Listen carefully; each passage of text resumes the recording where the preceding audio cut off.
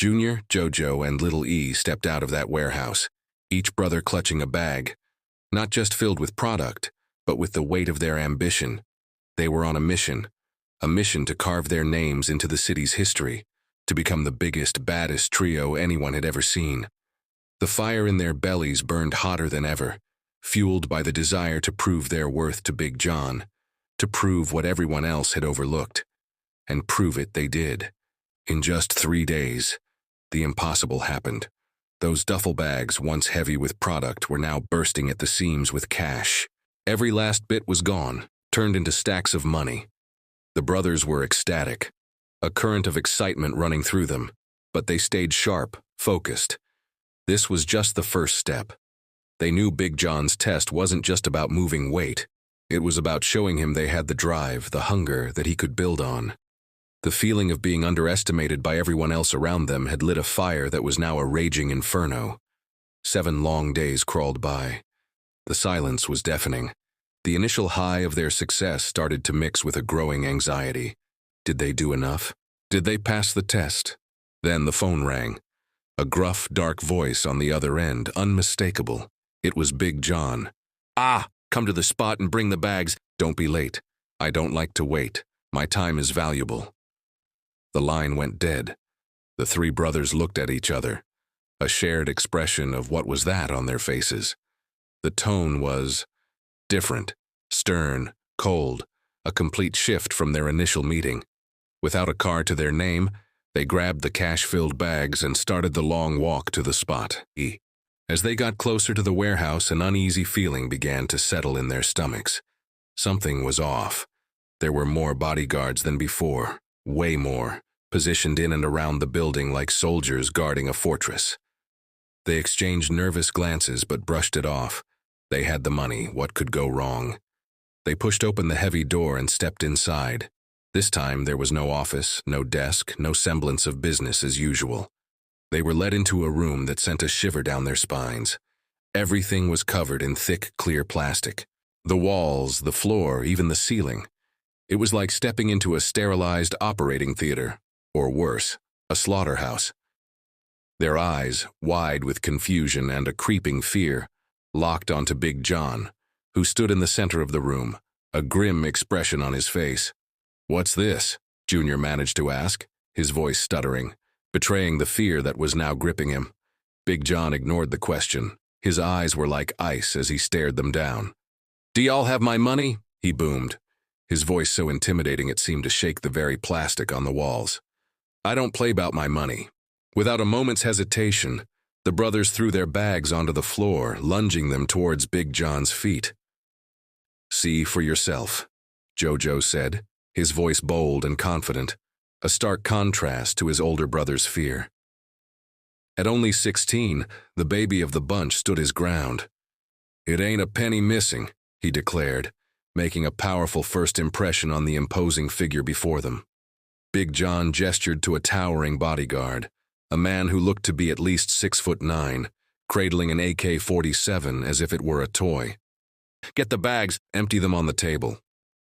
The guard moved with silent efficiency, grabbing the duffels and dumping mountains of cash onto a table in the middle of the room. As the last bill fluttered onto the pile, Big John's menacing face broke into a wide smile. Okay, he exclaimed, his voice now filled with a strange kind of glee. "I see you boys been putting in work. That's what I like to see." As the giant bodyguard began gathering the money to take it to the safe, Big John added, Take Lil Man with you. I'll be there in a minute. I got a special job for him." He was talking about Jojo. Junior and Little E watched their younger brother follow the armed giant out of the room, a new wave of unease washing over them. Then, Big John signaled for another guard. The door opened, and the guard dragged in a man, his head completely wrapped in plastic wrap, muffled screams coming from within. He was thrown onto the same table that was just covered in their hard-earned cash. Junior and Little E started to sweat, their hearts pounding in their chests. This was a demonstration. Big John wanted to show them in the most brutal way possible what he doesn't like. "This is what happens when you play with my money," Big John repeated over and over, his voice a low, chilling mantra. The guard, following an unspoken command, did the unthinkable right in front of them. The brothers locked eyes, the same horrified expression on both their faces. The message was received loud and clear. They had gotten themselves, and more importantly, their baby brother, into something far deeper and more dangerous than they could have ever imagined. What would their mom say? What would she do if something happened to Jojo under their watch? Paralyzed by fear, they were dismissed, sent to wait out front for their next job. Their minds were racing, their reality completely shattered. Meanwhile, Big John walked toward the back, heading for the safe where Jojo and his main bodyguard were. As he approached, he saw Jojo standing in front of the open safe, his eyes wide with awe. The sheer volume of cash was staggering, more money than he'd ever seen in his life. He was lost in a daydream, pondering, glaring at the endless stacks. "Man," he muttered to himself, "how can I be like this someday?" A voice from behind made him jump. "Putting in the work," Big John said, stepping into the room. "You gotta put that work in, lil man." He walked closer, a devious, almost devilish smirk playing on his lips. "I see you ain't scared to get your hands dirty. I like that." His eyes gleamed with a sinister light as he leaned in and asked, "Have you ever shot a gun before, young blood?" Jojo, trying to sound tough, replied, "Yeah, I shot a gun before. Only when my dad was alive, though. He took us out back at Granny's. We used to have target practice." "Oh, is that right?" Big John said, that same devilish smirk never leaving his face. He was plotting. A horrible plan was already forming in his mind, a way to get rid of his biggest rival, a man named Cash.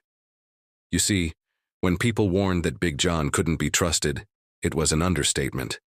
He was green with envy, dirty in his dealings, and shady to his core. He would cut down anyone who stood in his way, even his own family. From the moment he first met Junior at the club that night, Big John had been thinking. He was looking for pawns, for disposable pieces he could use in his own twisted game. And when he met Jojo and Little E, when he saw the hunger in their eyes and the fearlessness in young Jojo, his master plan started to unfold. It was all falling into place perfectly. Or so he thinks. He saw not a trio of ambitious brothers, but 3 perfect tools to execute his dirtiest work. And he was ready to put his plan into motion. The brothers thought they were climbing a ladder to success, but they were actually walking into a trap set by the most dangerous man in the city.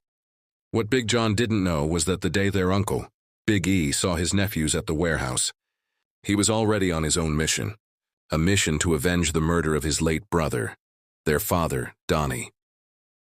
Donnie was known for his giant size and his willingness to do good by any means, even though he had gotten caught up in the world of gangs and drugs. The streets talk, and word had gotten back to Big E.